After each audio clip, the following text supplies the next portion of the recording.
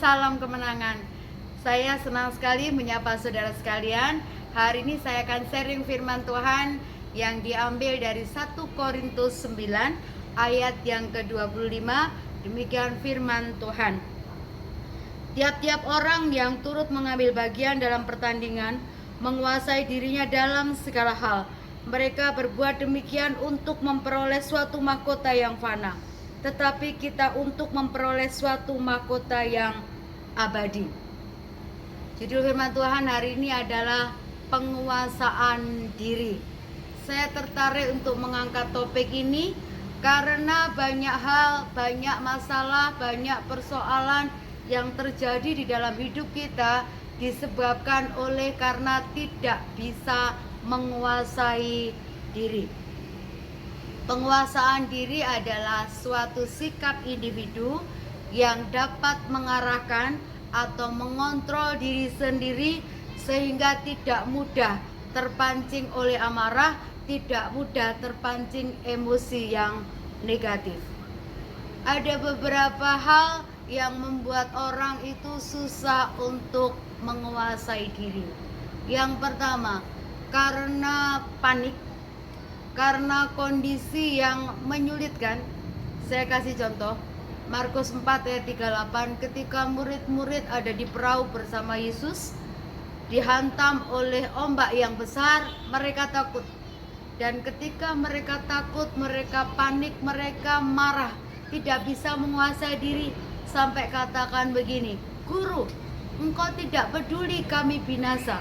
Murid-murid yang biasa melihat mujizat, murid-murid yang biasa melihat keajaiban yang Tuhan kerjakan, ketika masalah itu terjadi, marah, tidak bisa menguasai dirinya sendiri, menyalahkan keadaan, menyalahkan orang lain, bahkan menyalahkan Tuhan.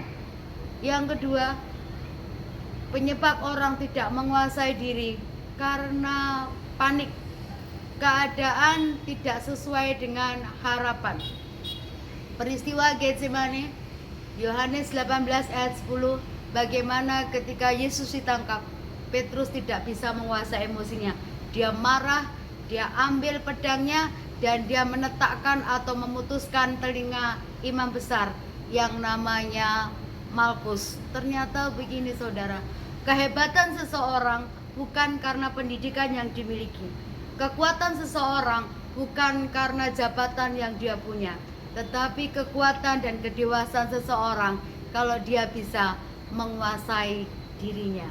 Amsal 16 ayat 32 catat begini, orang yang bisa menguasai diri seperti seorang pahlawan yang merebut kota. Sebagai orang percaya, bagaimana kita bisa menjadi pribadi yang bisa menguasai diri? Yang pertama, belajar dari teladan Yesus Kristus. Matius 11 ayat 29 katakan begini, belajarlah kepadaku karena aku lemah lembut dan rendah hati. Tuhan Yesus memberikan teladan ketika menghadapi masalah, ketika terpojok, ketika difitnah. Tuhan Yesus tidak terpancing untuk marah, tidak terpancing untuk maki-maki, tapi dengan tenang Yesus melewati semua itu. Ibrani 2 ayat 18 catat begini, dia pernah merasakan apa yang kita rasakan, dipojokkan, dihina, dihancurkan nama baik, tapi menghadapi segala sesuatu dengan penuh ketenangan, dengan penuh kesabaran. Yang kedua, bagaimana supaya kita bisa menjadi pribadi yang bisa menguasai diri? Terus belajar, terus berlatih. Paulus katakan gini, aku melatih tubuhku sedemikian rupa. Ternyata untuk menguasai diri perlu yang namanya latihan. Saya kasih contoh, misalnya pagi hari kita berdoa, Tuhan, hari ini berikan aku kesabaran. Kita mau melayani, kita sudah berdoa, Tuhan, berikan aku kekuatan untuk melayani. Tapi di tengah jalan kita mengalami masalah, dalam pelayanan kita mengalami masalah. Apakah kita masih bisa menguasai diri kita atau marah dan terpancing dengan emosi? Kita terus berlatih Percaya Roh Kudus akan memberikan kekuatan, Roh Kudus akan memampukan kita kalau kita mau berlatih untuk menjadi pribadi yang bisa menguasai diri. Yang ketiga, kiat untuk bisa menguasai diri adalah berpikir sebelum bertindak. Yakobus 1 ayat 19 katakan begini, hendaklah kamu cepat untuk mendengar, lambat untuk berkata-kata, lambat untuk marah. Yakobus 1 ayat 19 dengan tegas katakan hidup kita itu harusnya cepat untuk mendengar, tapi lambat untuk berkata-kata, meresponi dengan cara yang benar, jangan mudah terpancing emosi. Amsal 13 ayat 16 katakan begini, orang yang cerdik, orang yang cerdas menyelesaikan segala sesuatu dengan pengetahuan, tetapi orang yang bebal membeberkan kebodohannya. Kalau hidup kita mau dihargai orang lain dan boleh berdampak positif, jadilah pribadi yang bisa menguasai diri. Saya teringat ketika saya pernah menonton yang namanya pertandingan tinju. Udah lama sekali kejadiannya. Waktu itu pertarungan antara Holyfield sama Mike Tyson. Pertandingan ini seru banget. Kenapa? Holyfield adalah orang yang tenang, Mike Tyson adalah orang yang mudah sekali emosi. Dia sudah ambisi untuk merobohkan Holyfield di ronde yang kedua.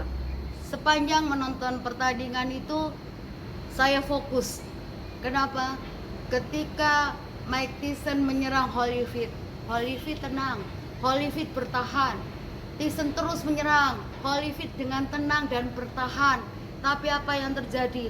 Ketenangan Holyfield membuat Mike Tyson emosi. Yang namanya pertandingan tinju, harusnya tangan ketemu tangan, sarung tinju ketemu sarung tinju, tapi apa yang terjadi? Emosi seorang Tyson di luar akal sehat. Dia marah dan dia menggigit telinga Holyfield sampai berdarah. Akhirnya pertandingan dihentikan. Satu presiden buruk untuk dunia tinju, saudara. Bayangkan pertandingan di ring tinju berakhir dengan menggigit telinga seorang lawan. Ini memalukan sekali. Demikian juga kita.